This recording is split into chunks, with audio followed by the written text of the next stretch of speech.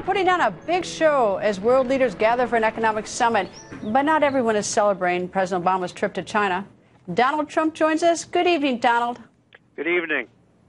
Donald, you've been going after China forever. What do you make of the president's trip to China? Well, I'm more and more right, Greta. You look at what's going on. They're putting on a big show because they want to keep the money coming in. We're the ones that paid for that show.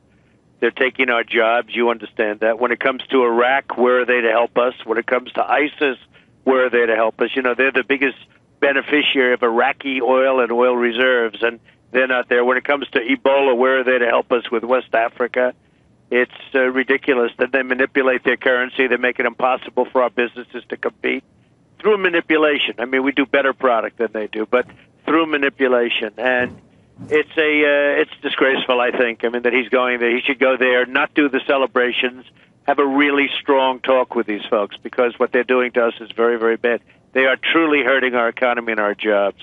What do you expect the president to do at this sort of a routine economic summit? This is his second trip to China as president. But what would you expect him to do? Well, I wouldn't have gone. I frankly wouldn't have gone, because the negotiating abilities that our country has versus China are a joke. It's like some high school football team playing the New England Patriots. It's an absolute travesty. And I frankly think he would have been better off staying home, let them come to him.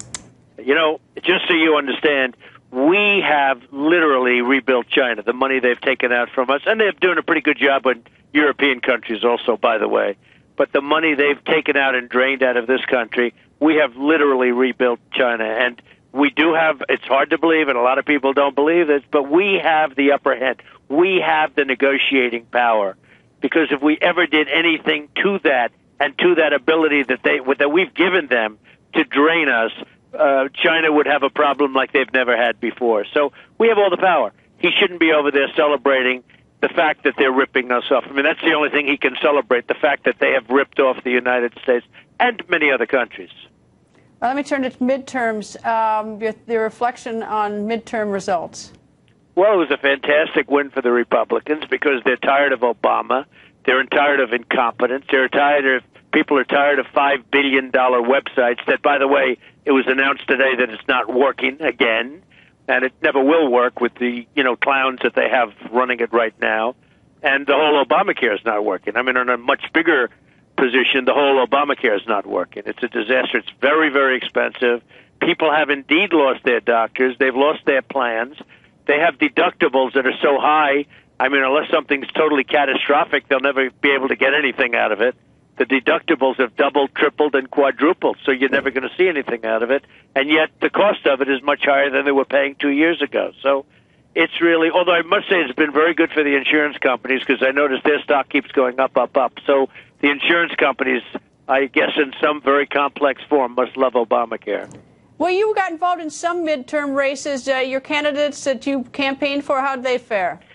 Well, I was asked to do robocalls, which is a pretty powerful thing, and I was asked to do them for a lot of different people, David Perdue and Steve King and Lee Zeldin, and, a number of people asked me to do robos, and I did them, and they all won their races, and some of them were substantially behind, and they ended up winning easily, so maybe it had an effect. They seem to think it had a huge effect. I did it about 2 or 3 days before the election, so I think it does. I mean, I have a lot of people that follow me because they don't like to see our country getting ripped by virtually everybody.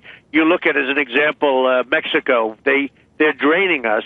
People don't have no idea how well Mexico does against the United States in terms of economics. And yet we have Sergeant Tamarisi, and it takes 210 days to get him out of a prison, and he's got obviously some difficulties. So it's a very sad situation.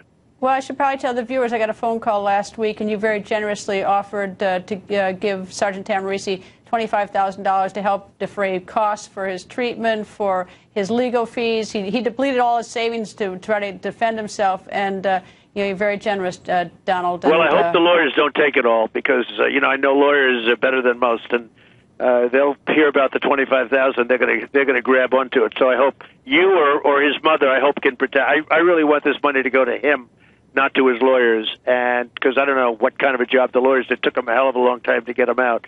But I felt very badly. I watched your interview. I thought it was an incredible interview. I felt very badly in watching him. He suffered greatly. And I think that this $25,000 will be the beginning of getting somebody who's a good person back with his life and onto hopefully a much better life that he's had. And I should also add that a lot of other people have volunteered therapy dogs and all sorts of different ways to help him. So it's the American people, many of them are helping. Donald, as always, thank you, sir. Thanks a lot, Greta.